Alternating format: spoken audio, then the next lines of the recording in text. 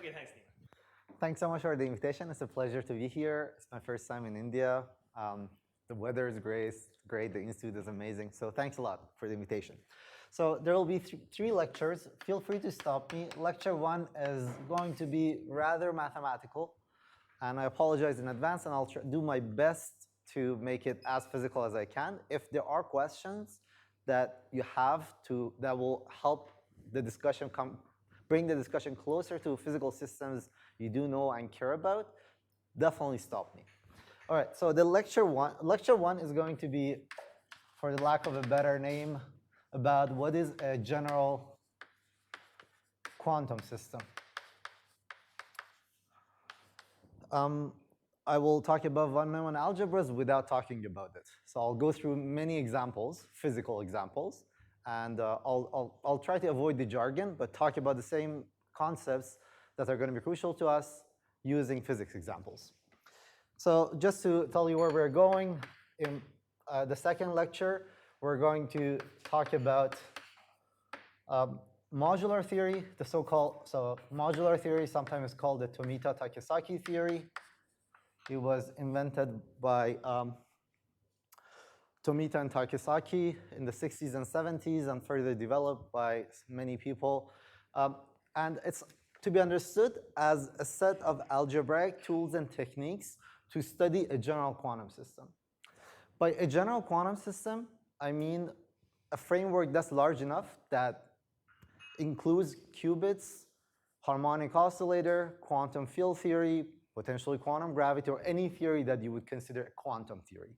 So all the equations that we're going to write, when we get to modular theory, the equations will apply the same way that they would apply to qubits as they would apply to quantum field theory.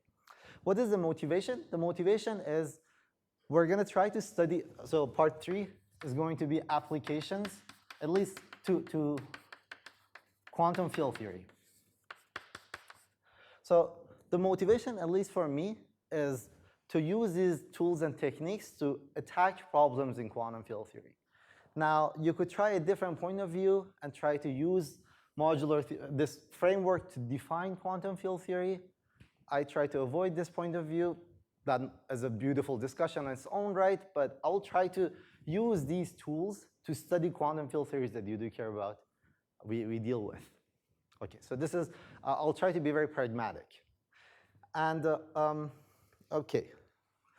And one thing to say is that the reason that I'm talking about this modular theory is that, so turns out, quite surprisingly, at least to me, when you define quantum, come up with a definition of quantum system, we're going to go through this slowly, you will see that the mathematical structure that's there, called modular theory, the quantities that come out of it are naturally information theoretic.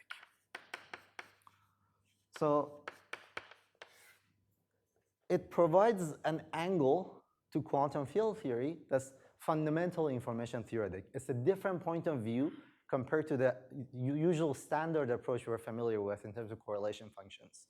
So certain things, certain facts about quantum field theory that are obvious to us in terms of correlation functions might be obscure in this language, but certain things that are very simple in this language might be very obscure or novel to us in quantum field theory. So in part 3, I'll give examples of applications of modular theory that teach us something new we did not know about using other approaches. All right, so this is the whole 3-lecture summary.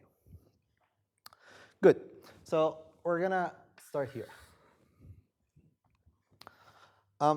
So I'll work out with examples.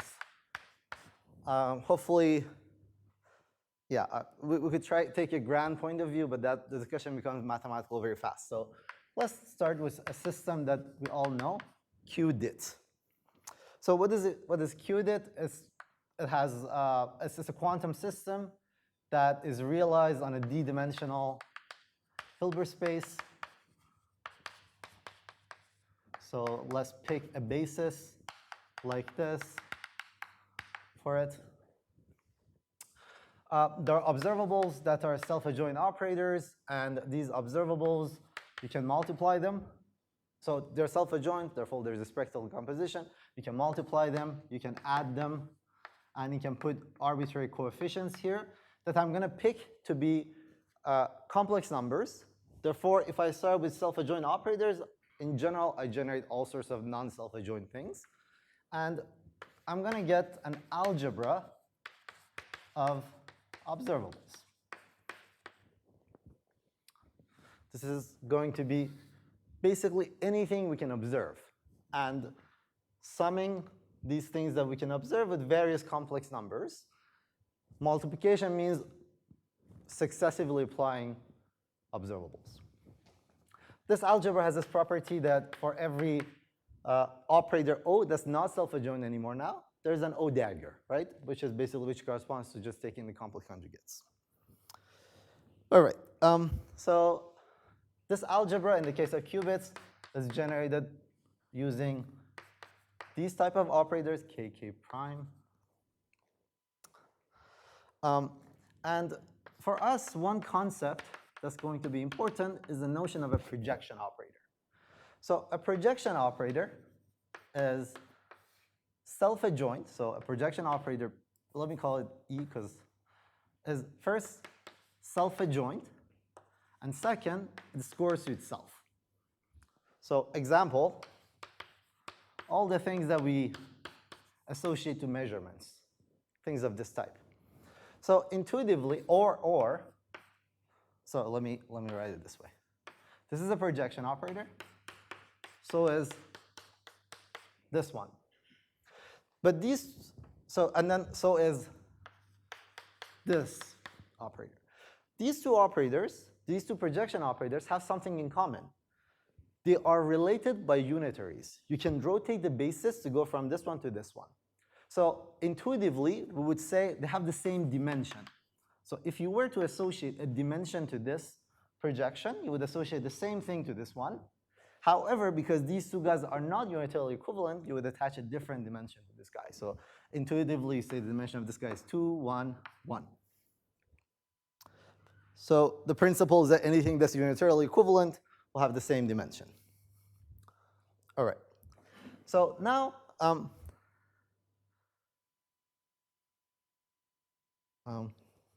so let me define a projection. Dimension of E is less than the dimension of E, is equal to the dimension of E prime, if and only if there exists a unitary such that E prime is E. All right, I will not, I think this is rather intuitive. I will not explain too much more about this. One thing to be said is that my algebra can have a center. So the center of the algebra is a set of operators in the algebra. Well, let's call the center of algebra of A, Z of A. So the curly A is always the algebra that commute with all the members. So for all A in A, this is 0. So I picked the algebra of Qudit to be the D dimension, so to be the algebra generated by these guys, which is the algebra of D by D complex matrices. And it has a center, so let's call that thing A of D. The center of A of D is trivial. It's proportional to identity. One important notion, so this is the notion of a center. One important notion that plays a notion that plays an important role for us in quantum field theory is that you might have no center. Your algebra might have no center. Which means that this expectation value might not. This commutator might not vanish. However, for a particular state, say a density matrix rho, there might exist Z, or let me call it H, such that this is 0. So there might exist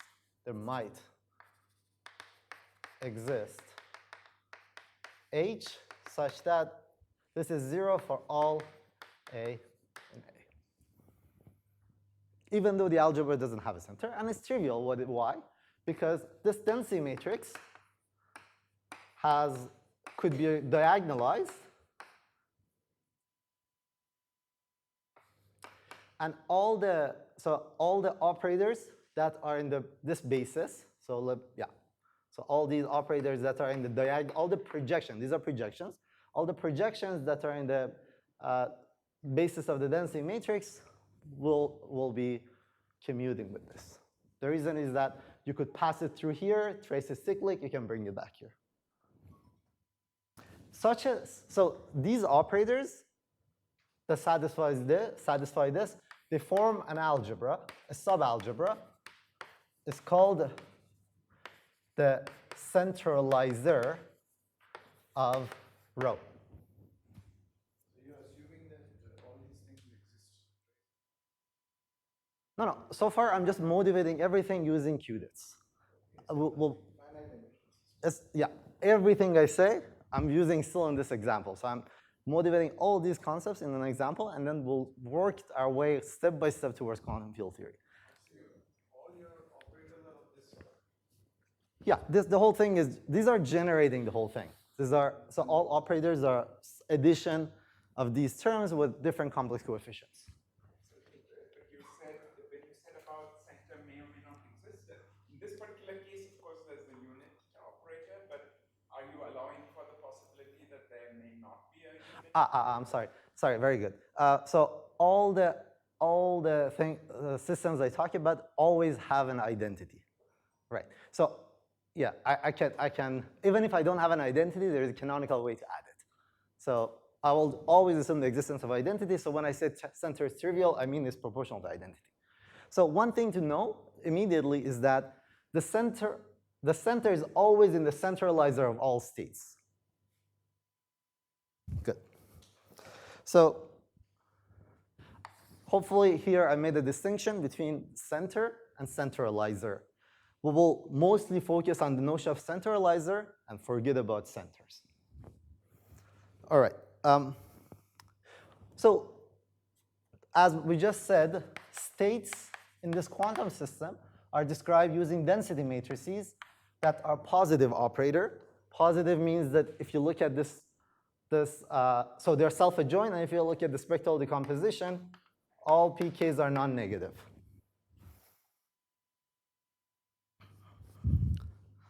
So, yes? Like say somebody gives me a subalgebra, always possibility of the centralizer of some. Is there some quick way to test whether some subalgebra is a centralizer?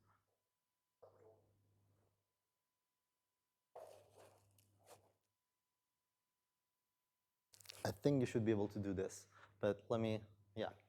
One thing to be said is that center is always abelian, centralizer need not be abelian. The reason is that if there are two different Ks that have the same pK, you can add those projections, various forms of them. So there will be a degenerate, if there's a degenerate subspace here, you can have a non-abelian, non-commutative centralizer. So yeah, I don't know at the moment. We can think about this. I don't think it's hard. I don't think it should be hard, but let me not comment on that. So it's a state is a linear positive operator.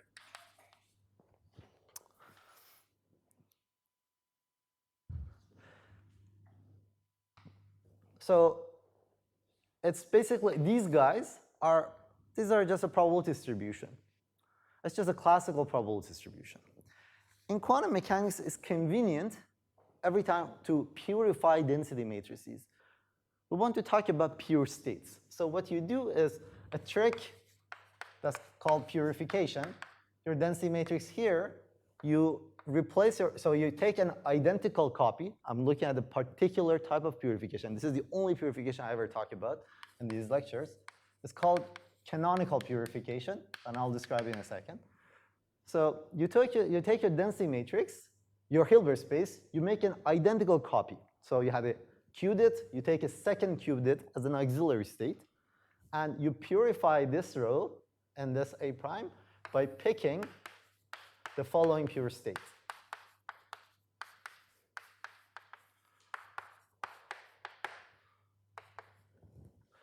So what is canonical about this? It's the fact that the Hilbert spaces are the same. It's the same quantum system that you copied.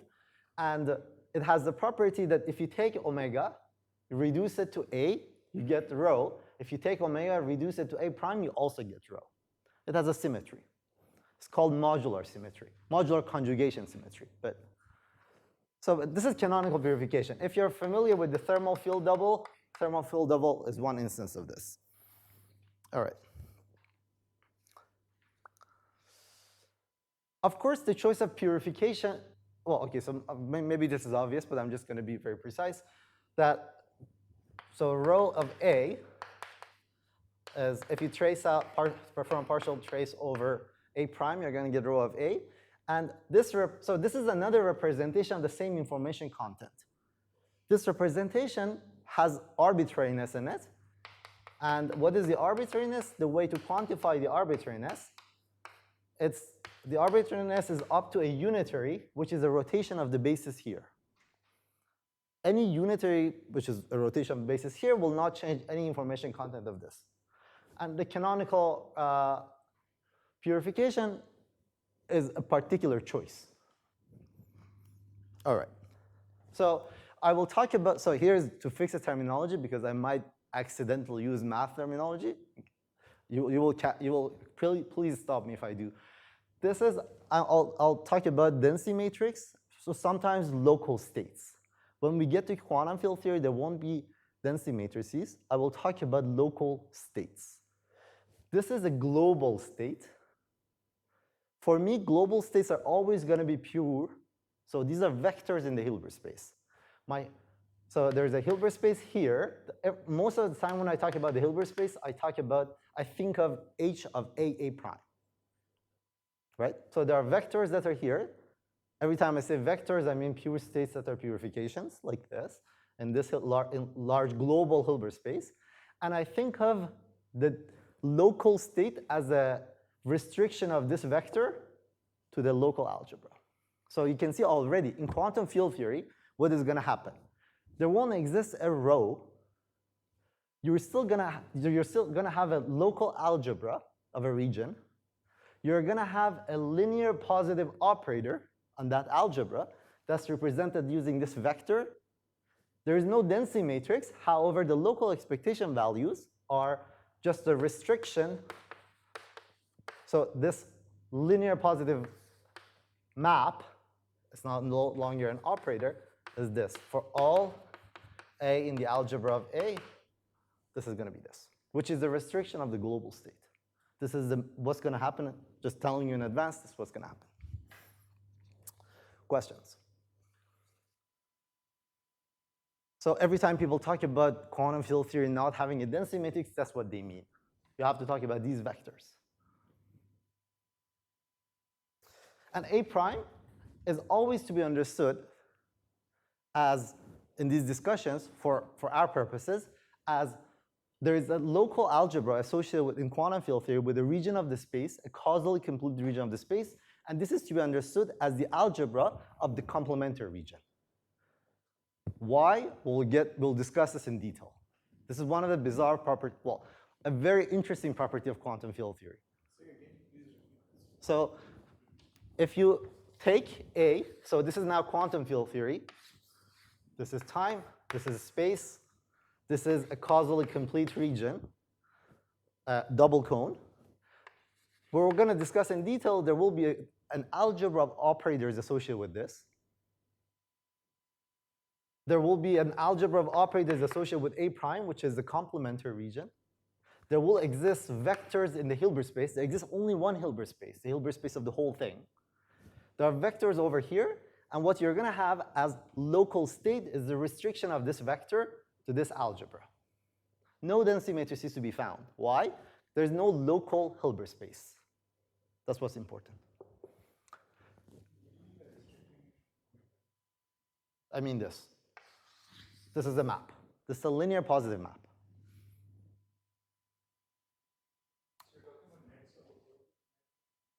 We'll get there. Yes. But at this point, I just wanted to motivate with this picture. This is the change that change of perspective we're going to use. We're going to discuss all that, and I'll try to simplify that without the jargon, but we'll see. Sorry, silly confusion in this, but I mean, A prime, you initially wanted it to be of the same dimension, isomorphic. Mm-hmm. But here, when you're talking about complemented, It's the same algebra, actually. So there's a theorem. Well, okay, let's not quote theorems. This algebra is isomorphic. Not only is isomorphic, but also is unitarily equivalent, which mathematically stronger than isomorphic. Yeah. Actually, very, very good. So the comment that you said is very important. We're gonna discuss in detail a map that takes operators here and puts it over here, and it's gonna be an anti-unitary, right? That's gonna be, we're gonna call that the modular conjugation operator. but this is independent of the size of A or Absolutely. always. Yeah. There's no. You need a state which is as entanglement. Giving the qubit example, it might be confusing. I will discuss all of this. There is the only caveat in this is the notion of centralizer. I'll discuss this in detail. We'll get there. But hopefully, I just wanted to motivate this in general principle. But whether this holds for what theory, for what regions, if I take A to be topologically non-trivial, it will fail. If I take it to be non-compact, it's complicated. We'll get to all of that, those complications. But hopefully, I was just trying to motivate. Good. Any other questions? But so far, hopefully, all of these, I want you guys to think of all of these properties in the language of Qudit. And then as we go towards quantum field theory, the differences are going to become clear. So we're going to define something we call the Rech-Schlieder property, which is going to be a property of certain states. All right? So every time I say state, because I'm thinking of a Qudit, it's a density matrix. Or if I'm in quantum field theory, it's one of these linear positive maps. But let's stick with Qudit. So I call a rho. So rho has the Rech-Schlieder property if and only if for all k, p of k are positive. So rho is a positive operator, therefore its spectrum, this probability distribution, is non-negative. If it's strictly positive for all modes, we call that a Rech-Schlieder state. So what is going to be the analog of that in quantum field theory, I'll say it in a second. But let's see what the physics of this is. So why is, yes? We have a basis on this Qudit difference space, which is the state K. And the rho, I mean, it's not necessarily that rho should be diagonal in that basis. No. So without a state, there is no preferred choice of basis. So I have to talk about density matrices to have a distinguished basis. Okay. So I won't be able to make any statements. Yeah.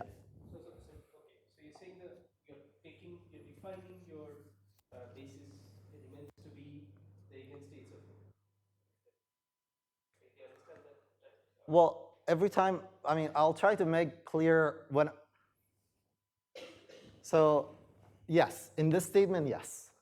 In this statement, I mean, this is a statement about the eigenvalues of rho. It's not a statement about the algebra. It's a property of the state, has nothing to do with the algebra. All right? So what is the intuition? The intuition becomes clear in this AA prime picture I drew. So let's do an analogy. So take a density matrix, which is this, or take a density matrix, which is,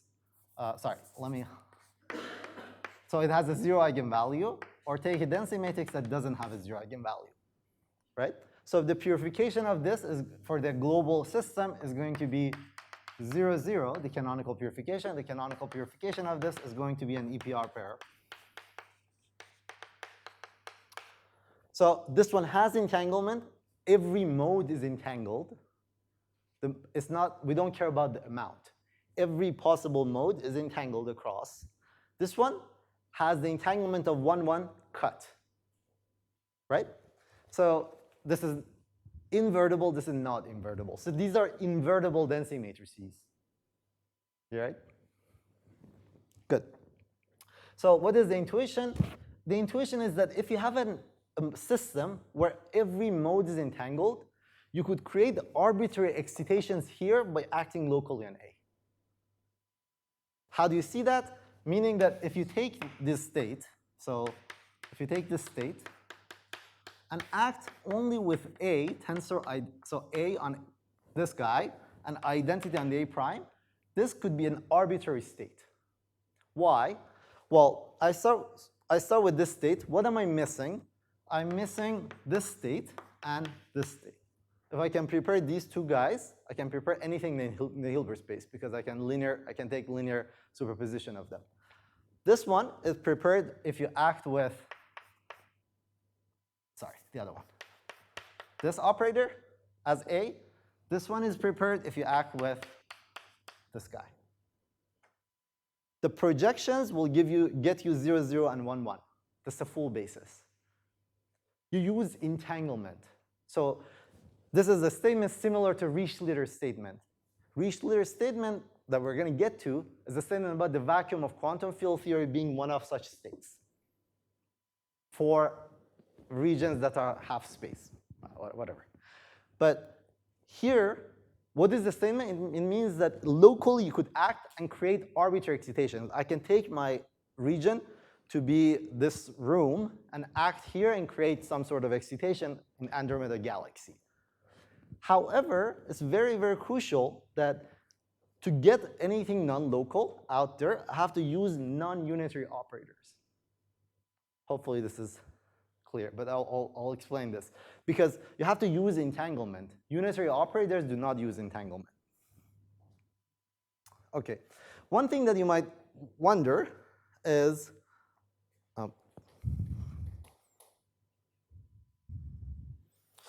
so I just told you that if you have an entangled pair, you have to use non-unitary operators. In the lab, we cannot do non-unitary operators. These operators, even though they belong in the algebra of the observables, I cannot prepare them in the lab. So all I can do in the lab is a unitary. So how do I do something like this? The only non-unitary that I have at my disposal is a measurement. So these projections, EKs I talked about. Those are non-unitaries. By combining unitaries and arbitrary measurements, I can do whatever I want. This is how we teleport quantum states. So in teleportation, it's similar to making an excitation far away. It's very similar. To do such a thing, you have to act non-locally. Teleportation involves a bunch of unitaries and a measurement. The measurement is crucial. Otherwise, you wouldn't be able to do anything. Right. Yeah, so that's all I wanted to say.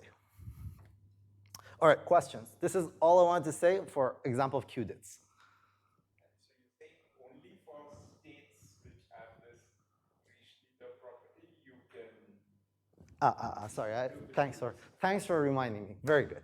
So I did not finish what I was going to say. So the states that have Rech-Schlieder property, they have the property that if you take the canonical purification of them and act with the algebra of A, tensor identity on A prime, this is dense in the Hilbert space of the global thing. So now this gives me a very nice setup to generalize to quantum field theory. In quantum field theory, I have this vector, I have this local algebra. I don't have a tensor, but who cares? I just drop this. And if this is dense in the Hilbert space, I say I have the Rech-Schlieder property, even though there are no density matrices, no eigenvalues. This is going to be very, very important. So the notion generalizes. So usually to generalize notions from Qudits to quantum field theory, you go look at this global states of quantum field theory and try to formulate everything in this global language. Because you're in infinite dimensions, you often have to take limits and closures. That's what the closure is for. So that's the Rech-Schlieder property. Sorry? Yes. Yeah. The dense is all about infinite dimensions. All right, so thanks for, I forgot the punchline. All right, are there questions? So this is all I had to say for Qudit. So hopefully, to summarize, we defined what the algebra of observables is, what a state is, what is the center of the algebra, what is the centralizer of the algebra, and what is the Rech-Schlieder property. These are all the things that we defined. Every time you find yourself confused about these notions, I absolutely recommend going back to this. And we said canonical purification. Going back to the example of Qudits, it makes everything clear.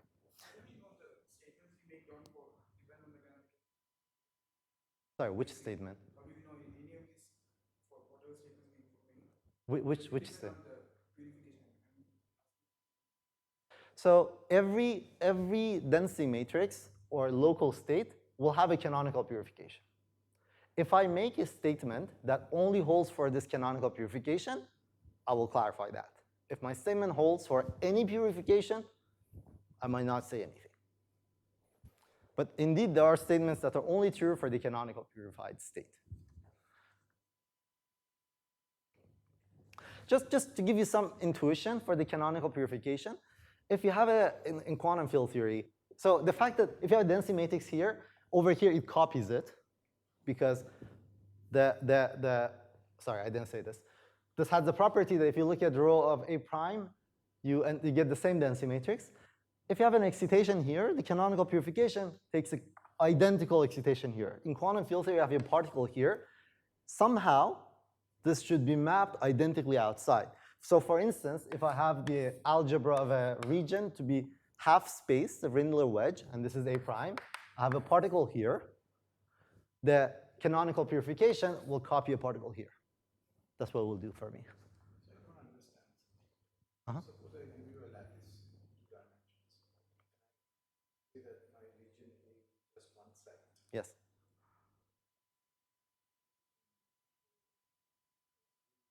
Take your excitation here and So no, you will not be able to for the following reason. Because on a lattice, you're here, your A and A prime have to be identical copy.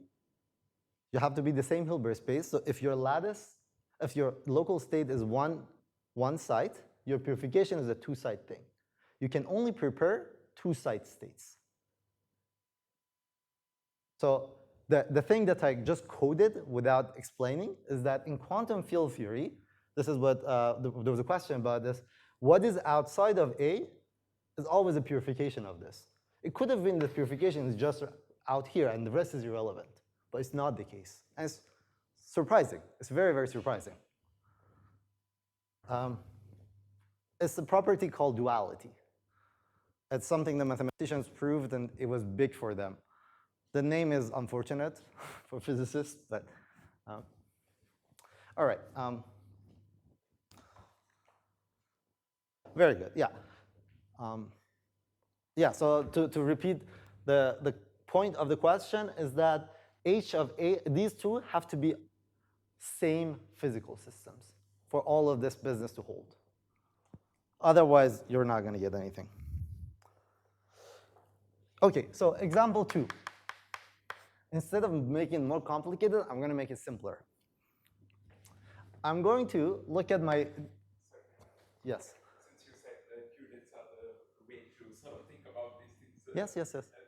So the algebra there, can I view it as being, it's of course generated by what you wrote, K prime, but is there a smaller set like all the projection operators and the particular unitary or something like that, such that you can generate, it's a finitely generated algebra, so very good. Is there a simple basis which I can then think of? Yes, the answer is yes. And so you're getting into another interesting and deep problem, whether the algebra is finitely generated or not. In the case of qubits, you can easily argue for this what this is, right? So you just take projections that are perpendicular and say for qubit, u of x, right? That does it. And I'll do that in a second. Sigma x. I will do this. I will actually, so it's a deep question, given an algebra, finding out how, like what are the algebras that are finitely generated, what are the algebras how are algebras generated. And this is, I won't be able to give you much in these lines, except for, for the Qudits, there are many different bases you can pick. I'll give one explicit example for Qudits. So I will give one instance. Thanks for asking this question. I'll try to use this language to motivate something. All right, so consider the d-dimensional Hilbert space again. So the d-dimensional Hilbert space, this case. But now I'm going to take a very small algebra, the algebra of diagonal matrices. So these are diagonal, d by d diagonal matrices, right? It's an abelian algebra, which means that this, so let's call these abelian algebra C. It usually carries an index, which is this space, the dimensionality of the space. So if X is a set of X1 to a set of D points, this will be C of X. Just notation. I might use this language without realizing. That's why I'm trying to define things. It's basically an algebra of functions on this space. Just D points. This is the algebra of functions and D points. That's all it is. And you will not be surprised that I can easily generalize this for any locally compact space. I can define an algebra of, bounded. Algebra of bounded functions and it's going to be one of these algebras. One thing that I didn't say much about is that all these algebras are bounded. By that, I mean, so I think I'm going to say this later. Am I going to say this later? Yes, I'm going to say this later. But just to say it, all of these operators have a norm that's defined to be their largest eigenvalue. Their largest eigenvalue. Which says that if you take in the Hilbert space sphere of vectors, unit norm vectors, as you act on this with A, it's going to deform into something funky. This is the largest eigenvalue. What is the state that's deformed the most? Now, we talk about bounded operators. For everything I'll say today, I'll talk about, or most of this whole business, algebraic methods, is going to be all about bounded operators. Why is that? Because if these operators are unbounded, I can't really form an algebra. When I multiply them, I have to take their domains into account and things like that. So for that reason, I will restrict my attention to only bounded operators. There are algebras that are generalizations of what I say. I will not deal with them. It's a difficult mathematical topic. So in this simple abelian algebra, we're just talking about bounded complex functions, which is a D by D matrix. All right, so the center of this guy, the fact that abelian says that the center is equal to itself, right? What are states? States are density matrices on this set, so they are probability distributions. So a state is a probability distribution on X, which is a set of D points, right? Simple. What is the canonical purification representation? Well, okay, it's the same business as before. This is your canonical purification. Now something funny happens. You have inequivalent sectors. Or I'm going to use the term, you have different vacua. You have different vacua. I don't know how to spell it. I think it's just one U.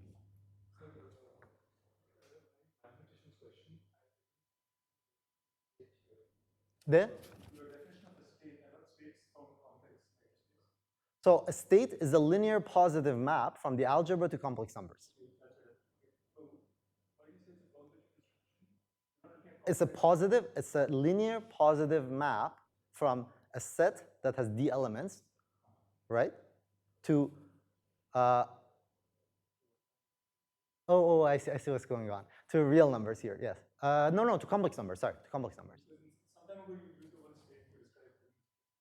You also have the notion of a functional on the one hand. Yes.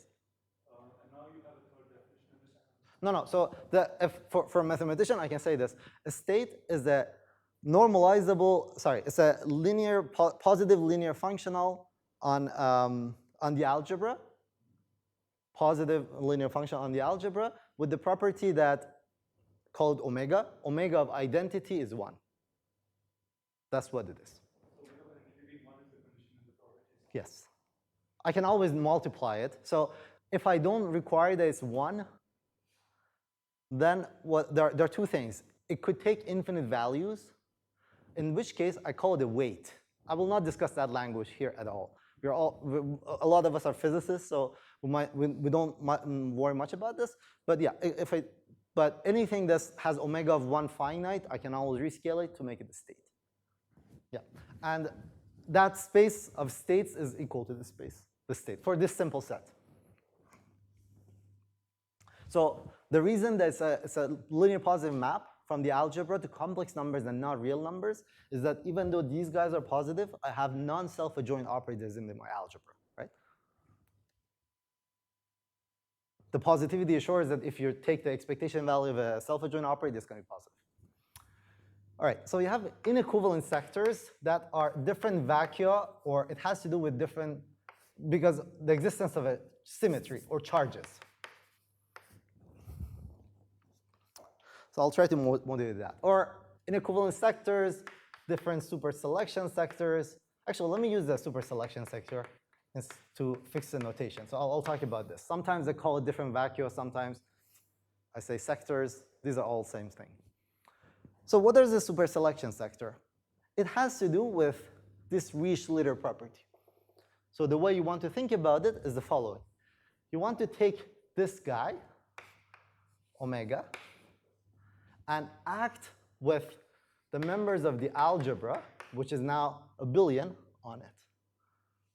Now, what happens is that if you start with omega, some state, there are situations that there are Hilbert space splits into sectors that by acting with the A, you cannot go in between sectors. For instance, if you take K, which is an eigenvector of this guy, act with algebra, your favorite member of the algebra, and a different K, so K prime not equal to 8, this is always 0.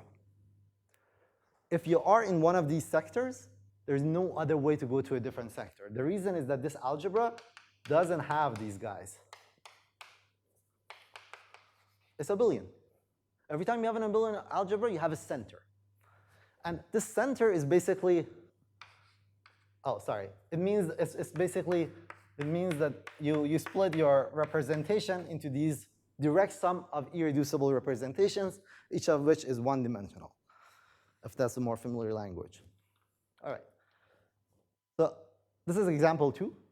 Let me give it a little bit more structure because it's kind of trivial. So there is a center. Yes. And what's the statement? What's the relation between center and the So let me define a superselection sector to be the subspace of the Hilbert space. So to define the following decomposition of the Hilbert space as a direct sum of subspaces, such that if you start with one subspace, by acting with the algebra, you can never get to the other one. Every time I have this, I call the superselection sector, or I call different subspaces h of k different vacua, or I might call them inequivalent representations, or, sorry, yes. on your choice of algebra. On my choice of algebra. Choose in your algebra such that this k prime k is not there.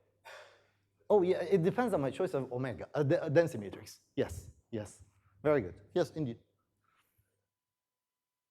So how do you think about this? So you choose omega first, and your omega doesn't satisfy. Sorry, I misspoke. Ask your question again. Okay, so I'm just trying to understand what is the statement that you're trying to make. That you think the center So and the superselection. mathematically, it's the following statement. I have an algebra. I fix for you a particular representation. I told you I want to act with this algebra in this representation in this way. That representation that I picked is reducible, so I have a center. In particular, picking the Abelim algebra C. It's a statement about the representation of the algebra. Yes. Try to understand. So algebra is this algebra CX? Yes. So you're taking the Abelim algebra CX. Yes. What is the statement? So the C of x will have a center. Now, yes, which is in this case itself, right? And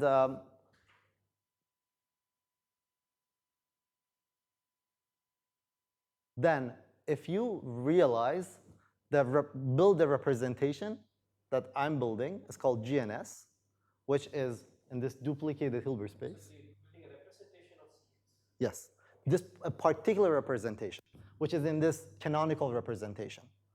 If I look at the canonical representation, if my algebra had a center, it will always you end up with a reducible representation. But it's a statement about this particular representation. Because you could have taken D equal to 1 or something. I could have had a one. There are one-dimensional representation of the algebra. Right. There wouldn't be any Right. subselection sectors. Indeed. Because you chose something. It's a statement about the representation. Indeed. Very good. Of course, it's abelian, therefore all the E-reps are one-dimensional. Okay.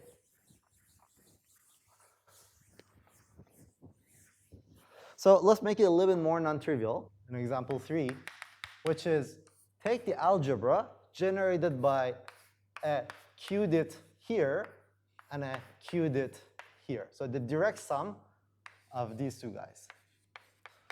It's a little bit of it's a trivial example, but I want to use it. That's why I'm doing it. So of course now there's a center, and the center is now all lambda 1 identity, lambda 2 identity.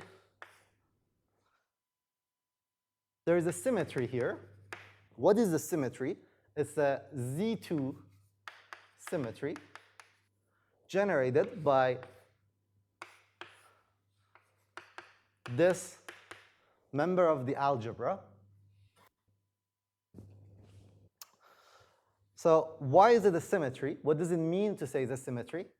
This is a unitary. If I take my algebra, members of the algebra, they are invariant under this unitary. So it's a symmetry. For every member, it's invariant. So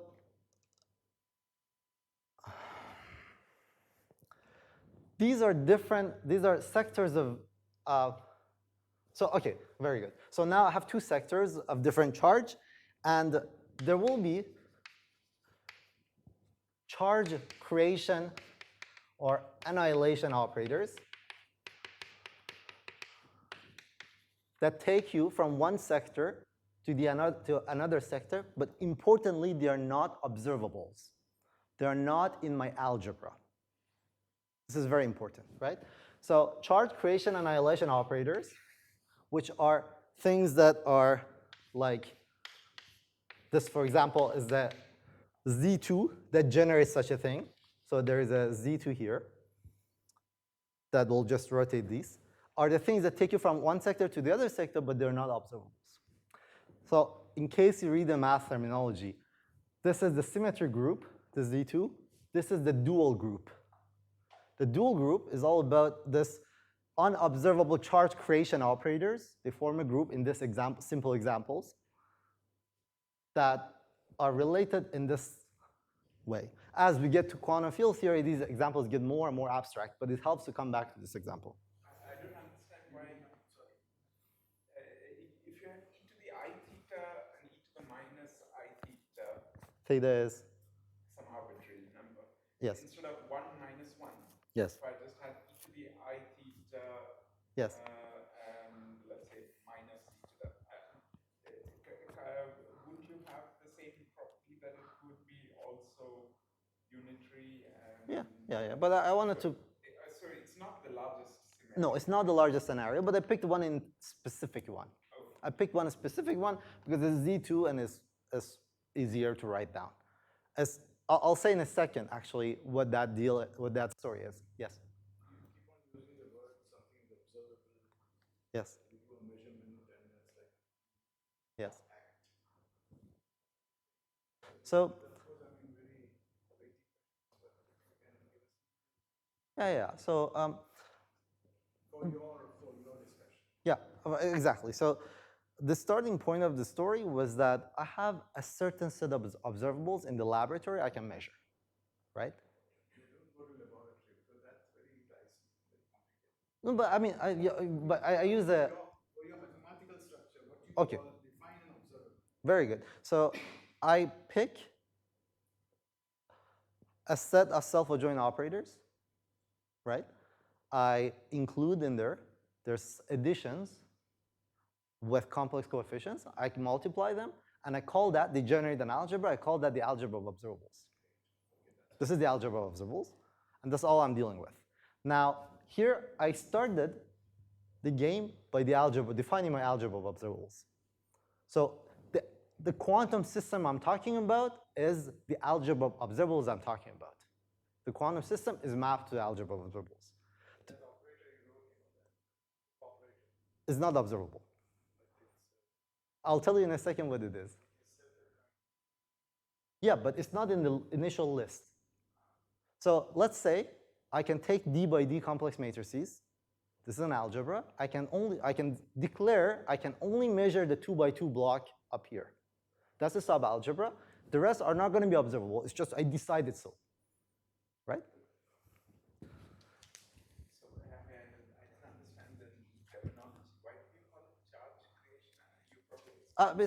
It's just I was trying to motivate the following thing. If you're in this sector, it takes you to the other sector. So it creates it changes the charge. It changes the charge quantum number. It changes, yes. So it changes the superselection sectors. And I think of each superselection sector to have fixed charge. Therefore, it's creating charge or annihilating charge. So of course, so what is going on here? What is going on is that I have an algebra of observables A. There are a set of symmetries that act on it. They're special symmetries. Nothing is changed under these transformations, right? And what I do is that I enlarge my algebra of observables by this group to make something that's called the algebra of fields. So let me give you an example. Take a system of a fermionic system. A fermion under rotation by 2 pi has to pick a minus sign. There exists no measurement in the universe that going around 2 pi will pick a minus sign. So a fermionic operator is not an observable. The observables are all the things that have two even number fermions. Those are the things that are observables.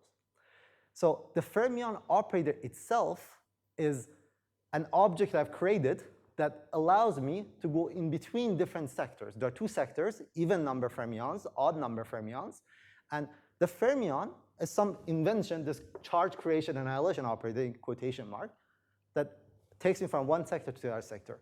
If you think of our normal formulation of quantum field theory, it's called quantum field theory. So symmetries act non-trivial in the field, but sometimes totally trivial in observables. So this is one example that I'll come back to. But here I'm doing a simple thing. So let me say, I know I went over this a little bit too fast, but when you're saying it is a symmetry of algebra, can you something more? What is the constraint on this? So sorry, let me clarify this. There is a language between mathematicians and physicists that disagree here. I'll make the following thing. I'll make the following statement. I'm talking about a symmetry that acts trivially on observable algebras. There are such symmetries. I give you an example, fermions, right? I'm only talking about those now. Those things always lead to superselection sectors. there will be charges, and the things that take me from one sector to the other sector are unobservables. There will be another notion of symmetry I can talk about that acts. Sorry, I didn't understand this. So U is an element of what? Is an element of not my algebra. It's not an element of A. No, it's not an element of A. Then what is it an element of? So I'll tell you in a second. So I have an observable algebra. I represented this super redundantly in this redundant representation. In this redundant representation, now I have guys that are not in my algebra that will take me from sector to sectors. So the magic was in this representation. I sort of gave you at the beginning the answer. Now, as a mathematician or physicist, the way that you can think about this is that given an algebra and one of these symmetries that act in this way, there will be, if you're lucky, actually, not necessarily, there will be a dual group which is associated with these charge creation and annihilation operators. You could enlarge your algebra by including these guys. You declare this is, I can today observe creation annihilation operators. Something that used to be a symmetry, it's not a symmetry anymore, I can use these. And add this to the algebra. Where do you end up? You end up with the full algebra. Such a mathematical tool is called cross product. So the group is usually called G. The dual group is called G hat. Mathematically, they write it this way. This is the algebra. This is the group that acts trivially on it. You can always declare these guys to be a part of your, add it to your algebra and enlarge it. This becomes the algebra of fields. So here's the algebra of fields. Not all of them are observables. Always think of fermions. This is the algebra of observables, and this is the algebra of symmetry. Well, sorry, the dual group of the symmetry. Oh, sorry, the algebra of charge creation and annihilation operators associated with superselection sectors. Did you say the group acts trivially? G acts trivially on G, oh, no. So there's a little alpha here that's representation dependent. I thought you said it acts, what acts trivially? You said something acts trivially. I thought you said G acts. I meant this, sorry. Maybe I misspoke. I meant this. It acts trivial in the algebra. So U is an outer automorphism of A. It's not a trivial outer automorphism. Trivial outer. Yeah, it just preserves everything. So then G fixes everything in A. What is G hat? So G hat is a dual group. It functions from G to Sorry, you're a mathematician, right? So if G, okay, so if G is an abelian group, no, but if G is an abelian, I want to know if I can answer this quickly using math. If G is abelian, the dual group is just abelian as well, right? Then you just do a cross product of your group, your algebra with the dual group, and you get the algebra fields. This is the very definition.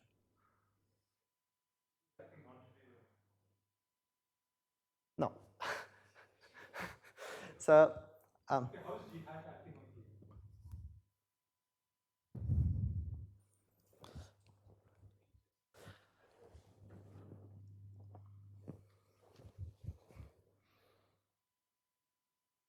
It's about the representation. So you have a group, you have an algebra, A, and you are representing this algebra. You're in a reducible representation of the algebra. Now, the G hat in the mathematical language is a set of endomorphisms of the algebra. If your algebra was abelian, if your group was abelian, the set of endomorphisms form another abelian group called the dual group. So you enlarge your algebra of observables with the set of endomorphisms. That's what you do, mathematically. Acting on the same Hilbert space, but now that's no longer really. So yes, the way that it works is that you start with an algebra, you represent it on a Hilbert space. Next, you tell me how your group acts on the same Hilbert space. Now, if my algebra was represented on a Hilbert space in an irreducible way, I won't have anything trivial to say, anything non-trivial to say. Everything is going to be trivial. All the magic happens because I represent it in a reducible way.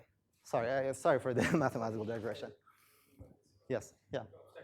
So let's say we start with this 2D dimensional vector space. Yes. Okay, which is direct sum of two qubits. Yes, yes. First, you had an algebra which is just this block diagonal matrices. Yeah, 2 by 2 matrices. So now whatever you're saying, okay, here. So let me run this example exactly. Let me just finish my question. Yes. So is that saying that you go from these block diagonal matrices? Yes. To all the matrices? Yes. Is that what is happening here? Yes. Okay. So what it is was that. So the question is, how do you go from a set of block diagonal matrices, cross D cross D block diagonal matrices, to set of all 2D cross 2D matrices? Yeah. So the way that it works is that you have this algebra. Okay. So you have the algebra of block diagonal matrices. Now what I Good. So I have the algebra of block diagonal matrices. This is a symmetry. Okay. So that generates a G. There's a Z2. Yes. That generates a Z2, which is a G. Correct. There is a dual to this action on the Hilbert space that is the Hilbert space of square integrable, this two-dimensional Hilbert space, which is a reducible representation of this guy. There exists a dual group, which is sigma x. It forms another Z2. This I'm not seeing. So why is the dual group of that sigma x? I understand that. Well, so the dual group, I just defined it to be the group that's generated using this charge creation annihilation operators. The charge and creation operator annihilation operator takes you from this sector to this sector. And there's a Z2 group that they generate. Usually we just group the dual group is just Yeah, I can run you through the mathematical description of what this dual group is, but I'm trying to avoid that. No, I'm just asking a very simple question in this system. So there is an understanding that I can understand the dual group as basically a set of functions. Now the question is that you're saying the dual group. Sorry. Maybe this is where the issue is. The dual group is not a set of functions on the group.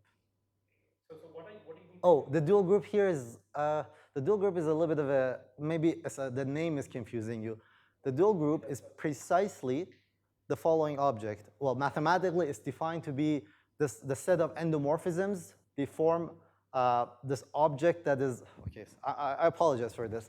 It's a category of linear representations of the group. It's not a group in general. Okay. If it's a group is abelian, it's a group. It's called dual group. That's what it is. Okay, so it's a set of representations. Let's say it's a set Yes. of representations of the group. And you're saying set of representations of the group? No, it's not the set of representation. It's the group that takes you from one representation to the other one. Okay. These creation annihilation operators. So that's what you're calling the G hat. Yes. And now you're saying that what are you going to do to make this So matrix? I'm going to declare this to be observable. Which means that now it used to be I only had diagonal matrices. Now I have diagonal matrices and these guys. By multiplying these guys and taking addition subtraction of them, I can generate the full group. So what did I do? I started with an abelian group. So you just add it in and then complete that. Yes. And then I get an algebra that's represented irreducibly on my Hilbert space. So what am I doing? Again, I start with an algebra. I look at the reducible representation of this. Then I enlarge my algebra to build a representation of something larger that's irreducible. That's all I'm doing. Right? This operation is called cross product. But what I wanted to tell you, I said all this. I know it's a little bit painful. This is the most mathematical I'll get. To say a few fun facts. So I told you 2 by 2 abelian matrices, a group, you can get qubit. D by D abelian matrices, group ZD, you get Qudit. There are other groups you can put that are abelian that give you the same thing. This is your question. Instead of Z2, I could have picked another one, larger one, that gives me the same thing. But we usually take the smallest one. Every algebra, including quantum field theory, every algebra that we know as physicists and love, of course, there are algebras that are funky out there. There are qubit, qudits, the algebras that come out of thermodynamic limit of finite quantum systems, quantum field theory, they all admit such a decomposition. This is the following. I just wanted to make this statement, meaning that in quantum field theory, yeah, no, okay, sorry, yes. So just one more question. The G is something that I was asking before. So is it part of A? Part of? G is not part of A. No, it's not. Okay. So to get G hat first, I need to know G. How do I know G? Somebody just gives me A. That's your set of your symmetry. So look, this is how it works. How do we know about fermions? We invented the fermion operator to describe the physics around us in a local way. That G is made up, Okay. but we invented it to make physics local. Same business here. So in principle, you know, like you can come up with a different G and I can come up with. Absolutely, that's the example that we just had. We could have Z2, U1, yes. But usually there's no point in coming up with something large. No. So for example, in condensed we all the time start with some spin system and then fractionate them. Different ways. There are two notions of symmetry. If you allow me, I'll get there. So this is the symmetry in physics that leads to superselection sectors. I emphasize this. And what is important is it acts trivially on all observables. This is very, very important, right? There is another definition of symmetry, as a physicist you might have heard of, which is this thing that commutes with the Hamiltonian. This is much, much stronger. We're going to get to that. So, yes? You made a comment about fermions that invented the notion of fermion, but just explain those type of things, because I cannot think like this. Yeah, Exactly, if you can explain what you say. yeah.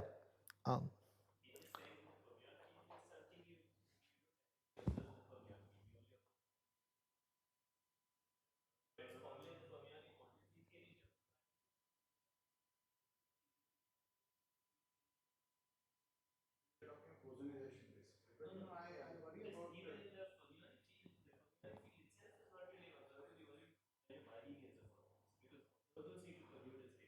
I give you an example. Take BCS theory. Write down the BCS wave function.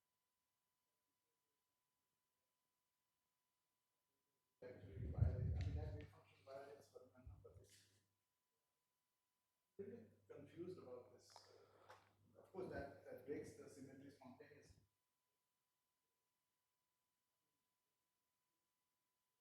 Finite charge conservation. While it creates two fermions. While the violation is with two fermions. So this is example. Creates two fermions. By condensate. It doesn't violate fermion number, right? It violates charge conservation. That's right. Yeah, so in that sense, it's not it violates this usual superselection sector inclusion in electromagnetism. Yes. But that is a very useful wave function. Sure. Use it. Sure, but that what he's saying is it's actually a very simple solution. Takes psi of x, the size of the fermionic. That itself is Yeah, so because under a rotation, just a representational Poincare group, if I take a fermion, I rotate by 2 pi, I'll pick a minus sign.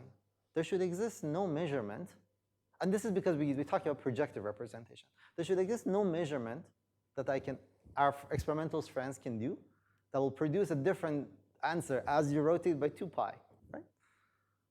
It means that this theory, the fermions, even though are a very useful tool to describe things, at the end of the day, all the things that we measure are going to have pairs of them. Always, inevitably going to have pairs of them. Take the example of polyacetylene in one dimension. You know, it's a platonic system that has a solitonic kink. And that kink actually really behaves like a math equation. Yeah, so You know, I mean, so what do you call this? This fermion actually, the soliton came out of a system of bosons. So I'm not saying, It's a very strong statement to say that a single fermion is not observable. There may be some No, I mean fundamental. I meant a fundamental fermion. No, I meant a fundamental fermion. So if you're looking at representations of the Poincare group, your theory is Poincare invariant. Let's fix that. Your theory is Poincare invariant, and you're looking at all different fundamental fields you can have in a free theory, say. Okay. So we're looking at all the free theories you can write that are Poincare invariant. You can write bosonic theories. You can write fermionic theories with the following property. Okay, so maybe let me retract what the statement I said. I can give you an example where this is true. Well, let me not say fermions are not observables in grand picture. Let me just say, in the theory of free fermions, that's Poincare invariant, a single fermion operator is not observable in that particular theory. Therefore, I can play this game. Let's stick with that. Yeah. So these bilinears in fermions are observables. So observables live in G or in A. No, observables are always in A. This is the algebra of observables. So the fermions live in G, but you can make something out of the fermions. Yes, of course. But it can also have something more. I mean, Yes. Yes. Yes. And did you say that it's always in all systems of interest? You can do it with an Abelim Algebra. So yeah. So this okay, very good. So now you're asking more larger scale question. So this operation is well defined in full generality, whether your symmetry group is abelian or not. This is the dual group. This is not the group. Now, if your group is non-abelian, this beast is well defined. This whole thing is well defined. This is not going to be a group. It's difficult. It's the difficult object to deal with. It's that category of representation of blah, blah, blah that we don't want to talk about. But what I want to say is the following thing. So let me get to the point. I wanted to tell you that as a physicist, I'm going to use 3 tricks to invent new quantum systems. What is my building block? My atom is Qudit. Given a Qudit, I can direct sum them. Right? Every time I direct sum them, I generate new systems. Right? And I have centers and all that business. I can tensor them. I can take a bunch of systems and tensor them. Every time I direct sum, I get centers. When I tensor them, I don't get new centers. If I had things that had trivial centers, the result is, so it's a different operation. It's a brand new tool. The third tool I have is this cross product. I will give you another example. I walked you through this painful example, I apologize, to tell you that I have these 3 tools, and I'm going to use these 3 tools to go from finite quantum systems to quantum field theory. And if you want to go towards more complicated systems, these are basically all the tools that you have at disposal, at least to my knowledge. So cross product, direct sum, and tensor products. Good. So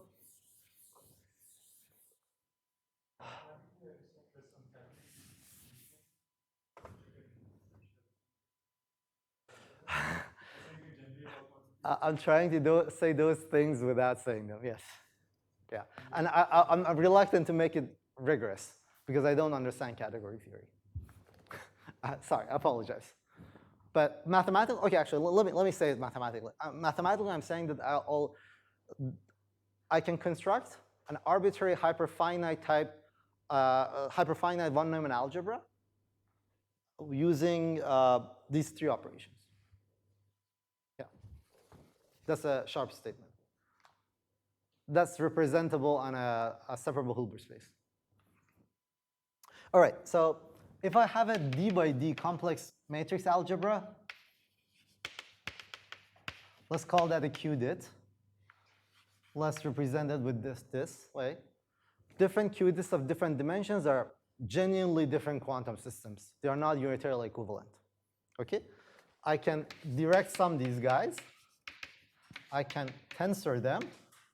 And if I have a group that acts on my algebra, I can do a cross product to get something new. 3 different operations. Let me give you an example of the cross product. That's not that.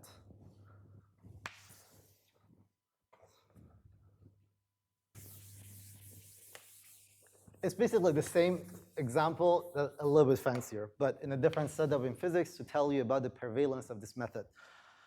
So take a particle on a circle.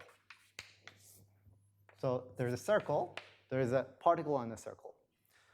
Let's say this is a classical particle on a circle. So what do I have to measure? I have the position of this guy. So I'm going to pick as the definition of my system to be the Abelian algebra. This is I define a system of bounded functions on the circle. This is how they act. So you multiply them point by point. You add them point by point. And they're bounded functions. It's just a system. Bounded functions, single valued. It's a function from S1 to complex numbers. Yeah, a single valued, yes. Good. So here's a group or symmetry that acts on the algebra, not in this sense of things. It actually acts on the algebra. Rotations. So what is rotation? Rotation takes f and sends it to u dagger u of f, where u is e to the power of u alpha alpha del theta. Sorry, I said x. Oh, let's call it x, del x. This is rotation by x. Now, probably most physicists also would call this a symmetry, but it's of different nature. It's an unfortunate terminology. Let me not confuse it with terminology. Mathematicians use a weird terminology here. Here, when it acts trivially in the algebra, this is the story of superselection sectors. Here, there are no superselection sectors, but it's still a lot of physicists would call this symmetry. Okay, now clearly this guy is not in my algebra, right? If I enlarge my algebra, the group is U1.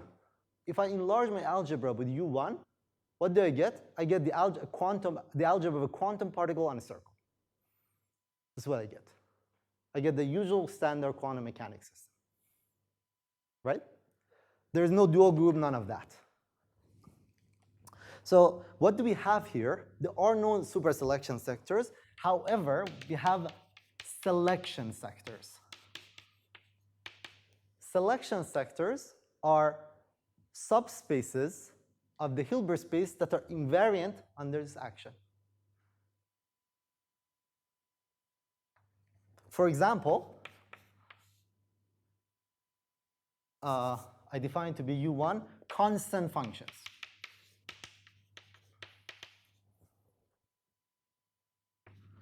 So the definition of selection sector is a state from one selection sector, constant F naught, under the action of the group cannot go to another selection sector. So the group commutes with, sorry, what am I saying? Yeah.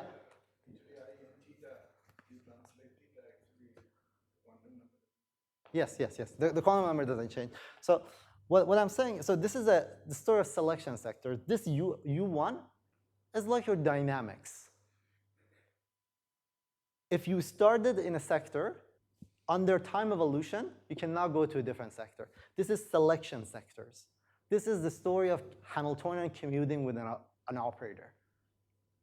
I can still do cross product. I start with a classical particle, I get a quantum particle. Hopefully, I try to clarify the distinction between selection sectors and superselection sectors, where things act trivially on the algebra. There will be whole business of G and G tilde, G hat, and there is this game, superselection sectors and selection sectors.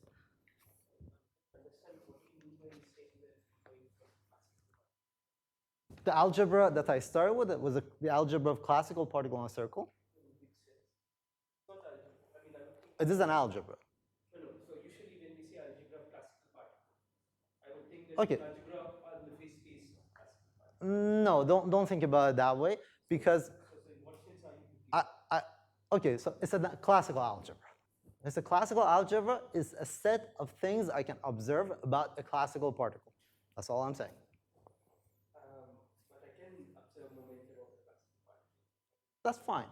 I will In a class, that what you're saying is that you're saying instead of taking your functions to be functions of x, take it to be a function of s times p's. Yeah, I can play that game, but let me just take a very passive point of view. Don't call it classical algebra of particle. I don't care about that. This is my algebra. It's abelian. I'm using these unitaries as a symmetry to generate a quantum system. That's all I'm saying. So again, my philosophy is that I start with something I know and recognize. I generate new systems. I have 3 tools: direct sum, tensor product, group actions. Can you just define for me what is this P cross Q? What is the set of Take the generator of this guy, declare it as a part of your operator, for multiplications and additions, and close it.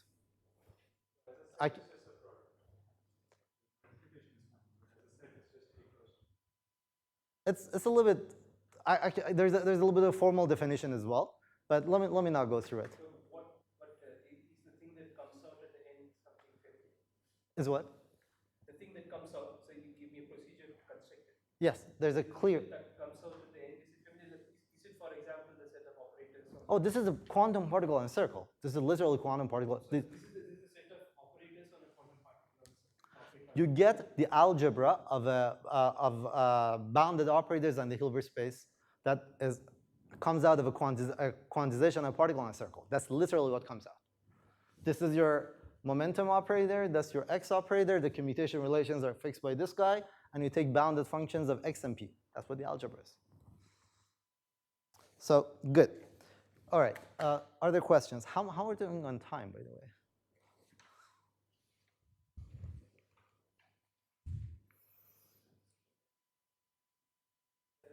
Okay. It could be.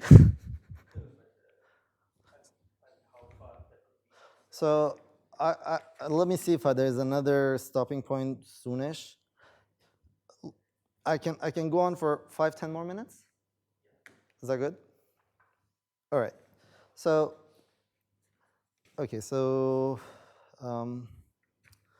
now what are we gonna do? We talked about finite quantum systems, and we came up with 3 tools that we have that we're going to use to build new quantum systems. There is no new quantum system of finite dimension we're going to find. Finite dimensional systems are qubits summed, direct summed, or tensor products. There's nothing else there. There's nothing. So everything comes out of infinite dimensions. I just introduced to you one infinite dimensional system you recognize. This is like the simple harmonic oscillator or a particle in a circle. It's sort of the trivial limit of the Qudit algebra, d by d matrices where d's become large. This algebra has a name. So the representation of this algebra that's very familiar is in the language of, I often talk about it as harmonic oscillator, Hilbert space, or whatever you want to call it. But you have this infinite dimensional, countably infinite dimensional space. You have these guys that will generate an algebra, right? This algebra is called the algebra of bounded operators on H. I will call it B of H. It plays a very important role for us.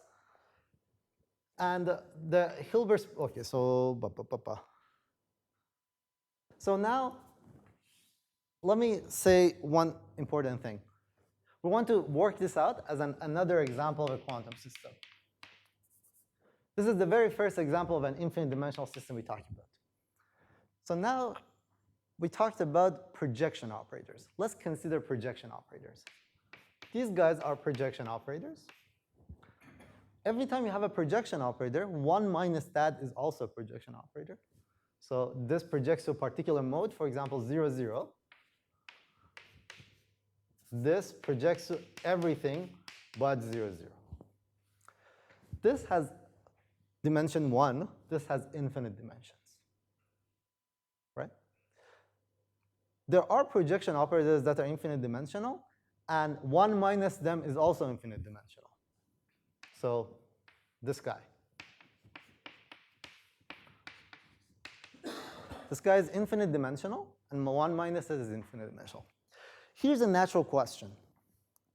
Is there a way to, actually, let me say one more thing. If I have one harmonic oscillator like this, it's isomorphic with 2 of them, because there's a bijection between, so B of H, tensor B of H is isomorphic with B of H. One more thing to say. Okay, sorry, I think I got distracted. Because you can always direct sum systems, we're not going to worry about that. We're always going to talk about unit elements where the center is trivial. Okay, so from now on, we only talk about those systems. They're called factors. So things that have trivial centers. Then, so that's direct sum out of the way. I can tensor them. Here, if I start with B of H and tensor it with itself, I get B of H. I don't get anything new. If I tensor it finite number of times, I still get B of H. All right. So that will not do anything here. They're isomorphic. There's a bijection between the basis of this guy and this guy. Yeah. It's just bijection. Yeah. So here's a question. Is there a quantum system that is a subalgebra of this guy? So this is the largest one we've got. This is the largest algebra we've got in physics. Is there a subalgebra of this guy that's infinite dimensional, not isomorphic with it, and has funky properties? In particular, we're interested in systems that have only projections that are all infinite dimensional. Yeah, all infinite dimensional. Is there a subalgebra of this guy which is made of only infinite dimensional projections? It's a good thing to think about. So I give you an example of a projection. I have to include 1 minus of it. Can you make an algebra out of these guys? If you do make an algebra out of these guys, that algebra is called type 3. This is the type that's quantum field theory as one of such examples. So the defining, so sorry, I should have said this. I think I got distracted. So there's type 1 algebras that I enumerated for you, all of them. A of D, this is called type 1D for every positive integer. This B of H is called 1 infinity, and there exists no other type 1. Type 1 is an algebra that has a notion of a one-dimensional subspace. There exists a projection of dimension 1. Or, mathematically said, there exists a projection of minimal dimension. All of those guys are either that, or this, or direct sum of them. There's nothing else in quantum mechanics. There are algebras that are subsets, subalgebras of these, and they're made of only projections that are infinite dimensional. They're called type 3. They're going to be the focus of the story for us. There are also type 2 that mathematicians love. I'll say almost nothing about them. Yes. Yeah. It's this.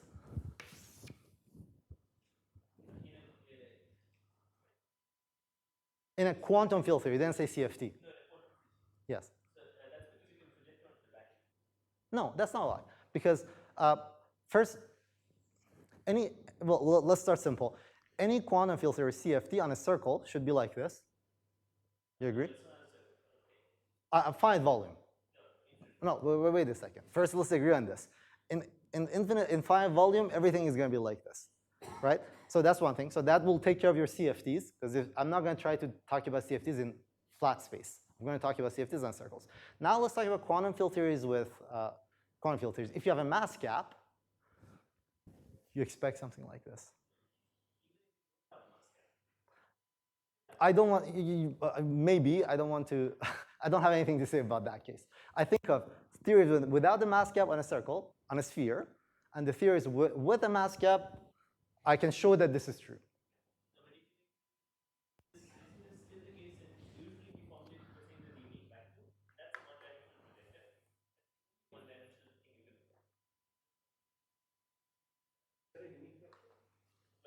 No, the whole point is that for massless theories, you don't have a uniqueness of the vacuum. You have all these like low energy arbitrarily.